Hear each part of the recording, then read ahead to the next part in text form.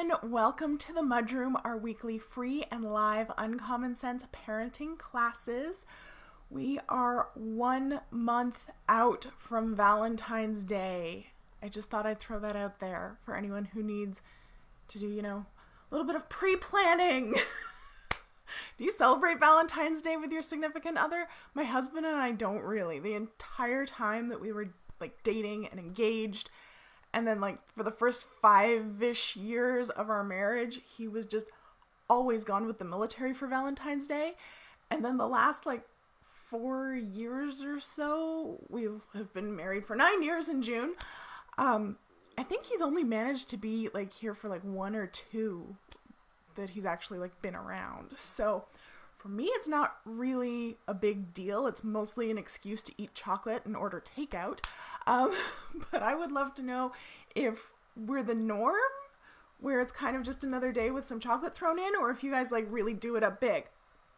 So yeah, 1 month out from Valentine's Day, about 2 weeks since New Year's. I am really enjoying being back in my routine. I don't know about y'all, but a break is good for the soul, but I am really enjoying having the boys back in school and being able to focus on work again. I've gotten so much done in the last 2 weeks that it kind of blows my mind, just because, I've been able to actually focus on work without anyone bugging me for a snack. So before we jump into our topic this week, allow me to introduce myself for those of you who are new around here, and I know there are a lot of you. My name is Allana Robinson, and I'm a parenting effectiveness coach for parents of toddlers, preschoolers, and kindergartners. So my job is to help you understand why your children are misbehaving and how to fix it without yelling, shaming, or coercing them. I'm the host here on the in the Parenting Posse. I'm the host here on the MudRoom. But I also host the Parenting Posse, which is my free peer support Facebook group. And if you aren't in it, you are welcome to join. I also host Parentability, which is where we get to the root of behavior issues and create targeted behavior plans to fix it. And as I said, obviously, I'm your host here on the MudRoom. So if you're here, say hi. I love knowing who is here with me. Feel free to comment or ask questions as we go along. I love answering questions, and it makes it a lot more fun for me. That's for sure. I love to talk, but I really prefer to interact with y'all so that, I'm not just lecturing to my camera. So don't be shy, ask away, comment away. If you're not into chatting, though, that's cool. If I could just ask you to please give this video a like so that Facebook knows that, I've got some entertainment value. Or if you're listening to this on the podcast version, a review is always appreciated. Okay, so tonight we are going back to basics, and we're going to talk about punishment versus discipline. So I have talked about this a few times in the Parenting Posse over the summer, and I've mentioned bits and pieces on here a few times. I've talked about it on Instagram somewhat. But as we've grown so exponentially in the last 6-ish months, I'm noticing people using these terms interchangeably, so I think it's time for a MudRoom that we can actually refer back to as needed. The concepts of punishment and discipline are so often conflated, and it's really stressful not only for children who are obviously the recipients of it, but also for us as parents. If I had a nickel for every time a parent said to me, I know I need to discipline them, but no matter how I punish them, it just doesn't work.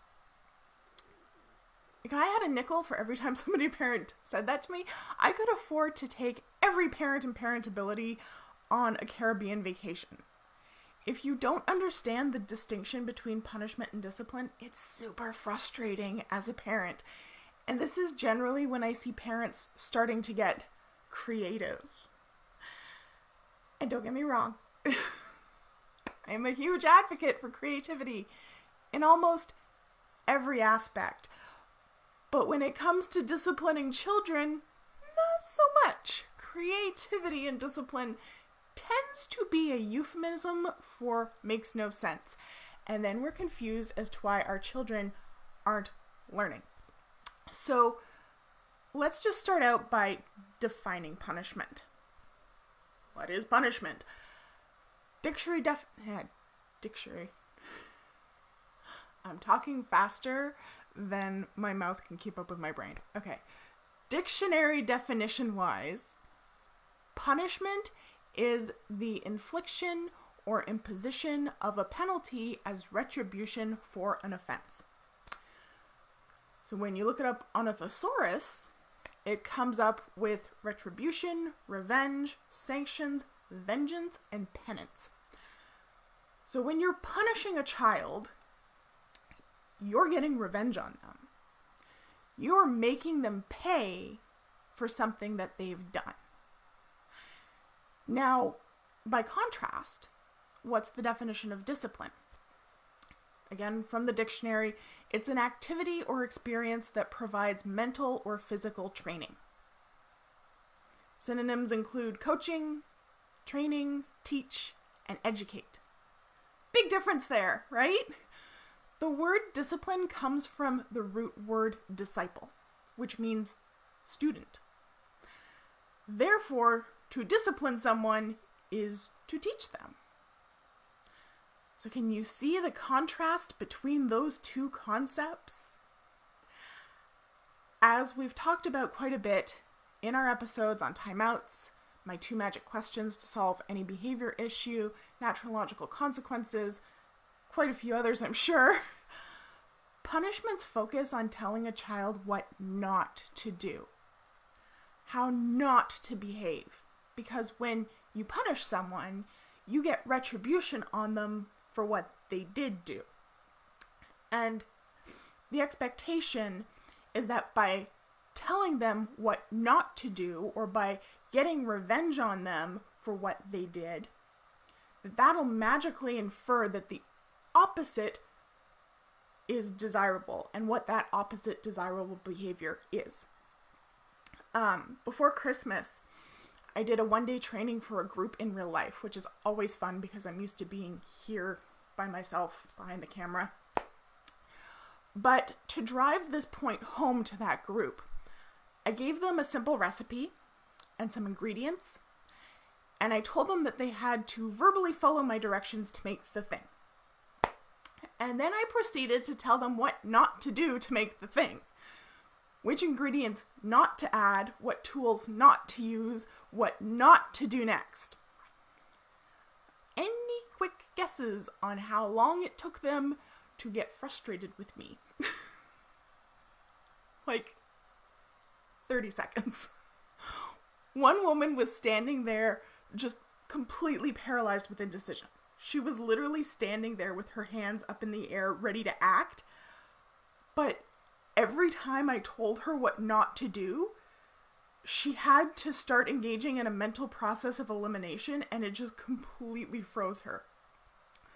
One guy just stopped listening to me, and he threw all of his ingredients in the bowl and mixed them up, and then he was shocked when it didn't actually turn out. And every time someone didn't know what to do, I made them sit in the corner and think about what they'd done. It was so much fun. And when they came back, I'd ask them, okay, do you know what to do now? And they looked at me like I was insane. Let's just say we didn't get anything edible made for our snack, not even close. Because it's impossible to do. And most of them needed a break afterwards because they were absolutely exhausted. Our brains aren't wired that way. That's not how human beings learn. All it did was embarrass them and make them afraid to try anything again because everything that they did was wrong. So they all became paralyzed, and then I'd yell at them for being too slow. So then we did it again. We took a break. Everybody took a breather. And then we did it again, and I walked them through making the cookies. First, I told them that we were making cookies. And then I walked them through the process of what to do step by step. Put this in the bowl, put that in the bowl, mix it up, wet ingredients, dry ingredients, the whole shebang. And we had cookies ready to go in the oven in 20 minutes flat. So even just in the retelling of that experience, which do you think took more energy and effort on both our parts? Which way do you think was faster? What took less time? This is exactly what it's like when we punish children versus discipline them. Often when I give parents advice, they complain that discipline is going to take too much time. And yeah, maybe the initial interaction takes a little bit more time, but it's very much the analogy of give a man a fish and he'll eat for a day, teach a man to fish and he'll eat for life. Yeah, discipline takes a lot more effort on the front end. Teaching a child what to do is time consuming, I'm not denying that. But it takes a lot less effort and time overall because once they know what to do, they can do it without any support. Children do well if they can. Versus wasting time hoping that they are going to guess what to do based on what you've told them not to do. Also note that I say that you need to teach them what to do, not just tell them what to do. Just because they know what to do doesn't mean they know how to do it. Telling a child what to do isn't going to magically make them comply because it's a lot more complex than that, which means that you can, in fact, discipline a child without punishing them. And why, in the posse, you are never, ever going to get an answer to how do I punish my child for doing X or Y? Because in the posse, we focus on teaching children how to do things. We focus on discipline. And it's why I kind of rear my head at the term positive discipline. By definition, discipline is positive. Punitive, demeaning, authoritarian interactions cannot be used to teach. Learning requires our brain to be calm and engaged in order to happen. A child can't learn when they're in a defensive state because they don't feel safe. So our brains disengage the area responsible for learning, and it reroutes all of that energy that would be used to learn into keeping us safe. And that's why in parentability we focus so much on skill building, because most things children need to know how to do in order to behave boil down to one of the 8 executive functioning categories that we focus on. Not all of them, but most. And if you can support your child in developing those skills prior to them needing to use them, when you do have to use behavior modification or give them a direct direction, you just have to teach the mechanics of the actual task versus teaching the task and teaching all the underlying skills that go along with it. We make a plan to help them fill in their knowledge gaps ahead of time so that when we do need to correct them, like by using the LCP, for example, our kids respond much quicker and with much less effort because they have the underlying skills already to do what we're asking them to do. Discipline is a much more holistic way to look at raising kids. Instead of constantly being behind the 8 ball trying to catch up all the time by getting angry at them for doing something that they have already done, we stop trying to chase them, we turn around and we look at what needs to change so that it doesn't reoccur going forward. We focus on discipline instead of punishment. So I know that that can feel like a very minor distinction, but it's actually huge. Once you grasp the difference and change your focus, life becomes so much easier. Your relationship with your child improves so much. You're much less stressed and you don't feel burnt out anymore because parenting gets easier. Discipline is so much easier. It takes much less mental energy than punishment. So what do you think? Anybody here having an aha moment? Anybody realizing that they've been punishing instead of disciplining?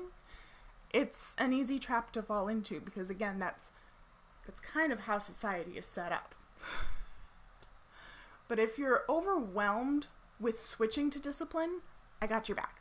There's 2 things I suggest you do. First, download my scripts for crazy making behavior. You're going to notice how simple it is to switch to discipline when you use those scripts, because it's really just a tiny tweak, but it makes all the difference. So the link for those are in the description box. And the second thing is, once you've kind of consumed the scripts, you've tried them out, you've got kind of a handle on using them, and you're seeing how well they work, then come and join us in my free Misbehavior-Proof class. We have classes running several times a week. You can watch it whenever you have time. It's about an hour and a half class, but it's going to really break down those 8 skills that are underneath almost all behavior, so that you can kind of see where your child is struggling and where they're actually doing pretty okay. And that'll give you a much better idea of where to put your energy and where to put your focus when you're teaching your child to do things. Okay, that's it for today. Thank you all for joining me. Next week, we're going to be discussing why your child never appears to be calm. So many Parenting Posse members, new ones and older ones, have said, okay, this all makes sense. This is great, but I don't know how to teach my child to do something when they're calm, when they're never actually calm. So make sure to join me for that, because we're gonna kind of break down why that happens. Same time, same place. I'll see you next week. Thank you so much. Have a great evening. Bye.